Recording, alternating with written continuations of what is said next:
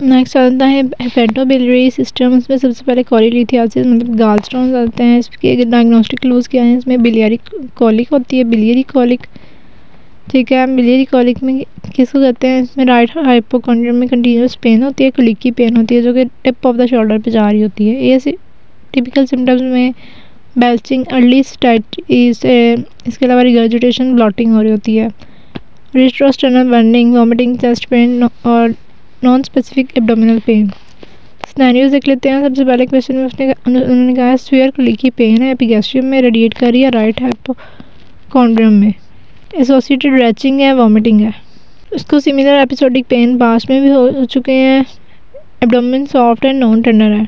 Diagnosis इसका कोलिलिथियासिस, गॉलस्टोन्स है। इसके बाद क्वेश्चन नंबर 2 है 40 ईयर ओल्ड आर्टिस्ट है, अल्ट्रासोनोग्राफी की गई है, उसमें ना गॉलस्टोन्स थे। उसने डायरेक्ट पूछ लिया इफेक्ट्स एंड कॉम्प्लिकेशंस ऑफ गॉलस्टोन्स।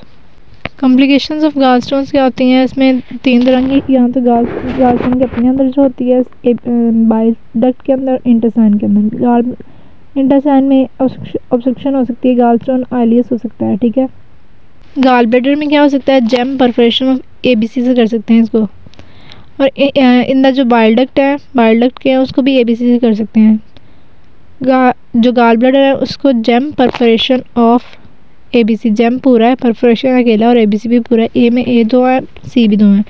जी से क्या गैंग्रीन हो सकती है, E से एम्पाइमा हो सकता है, M से म्यूकोसील हो सकती है, P से परफोरेशन हो सकती है, A से क्या है इसका अपना इन्फेक्शन हो सकता है। एक्यूट कोलिसिस्टाइटिस और ज़्यादातर एसिम्प्टोमेटिक होते हैं। एक्यूट कोलिसिस्टाइटिस हो सकता है और क्रोनिक कोलिसिस्टाइटिस हो सकता है। बी से बिलियरी कॉलिक हो सकती है। सी से एक तो क्रोनिक कोलिसिस्टाइटिस है और सी से कार्सिनोमा भी हो सकता है। बाइल डक्ट में ABC से ये भी ABC है, सी से कार्सिनोमा ही है, ठीक है। वो कार्सिनोमा ऑफ गॉल ब्लैडर था, ये कोलेंजियोकार्सिनोमा है। बी से वहाँ पे बिलियरी कॉलिक था, यहाँ बिलियरी ऑब्स्ट्रक्शन है। ए से वहाँ पे कोलिसिस्टाइटिस था, यहाँ पे बाइल डक्ट का इन्फेक्शन को कोलेंजाइटिस करते हैं, तो एक्यूट कोलेंजाइटिस हो सकता है या एक्यूट पैंक्रियाटाइटिस हो सकता है। मैनेजमेंट की बात कर लें तो मैनेजमेंट में हम 2 चीज़ें करते हैं, इन्वेस्टिगेशन और ट्रीटमेंट। तो इन्वेस्टिगेशन में हमने क्या करना है? इन्वेस्टिगेशन में बीप से मैंने कहा था ब्लड एग्जामिनेशन, आई से इमेजिंग और बी से बायोप्सी।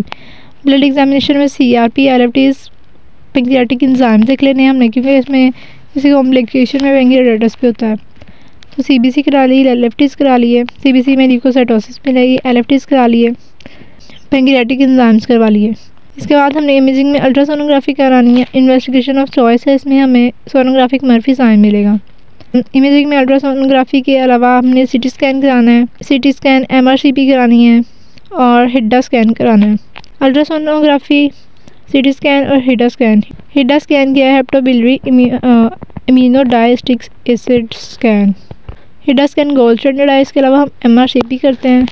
इसकी मैनेजमेंट की बात कर लें तो 2 बातें, या तो एसिम्प्टोमेटिक होंगे या सिम्प्टोमेटिक होंगे। अगर तो एसिम्प्टोमेटिक है तो सिर्फ ऑब्जर्वेशन करनी है, और अगर तो सिम्प्टोमेटिक है तो हमने या तो मेडिकल थेरेपी कर सकते हैं या सर्जिकल थेरेपी कर सकते हैं। मेडिकल थेरेपी में हमने उसको कीनो-डीऑक्सीकोलिक एसिड देना है या उर्सो-डीऑक्सीकोलिक एसिड, कीनो-डीऑक्सी या उर्सो-डीऑक्सीकोलिक acid.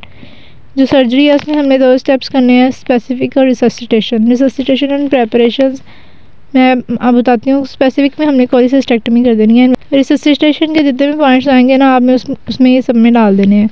Initial management and resuscitation, ये सारे क्वेश्चंस में आएगा। तो इसमें हमने क्या करना है? सबसे पहले तो पेशेंट को NPO कर लेना है और 3 तरह के A देने हैं, एंटीबायोटिक्स, एनाल्जेसिक्स, एंटी एमेटिक्स, ठीक है। NPO कर दिया, एंटीबायोटिक्स दिए, एनाल्जेसिक्स दिए, एंटी एमेटिक्स दिए। इसके अलावा फ्लूइड्स दिए, उसके वाइटल्स मेंटेन किए।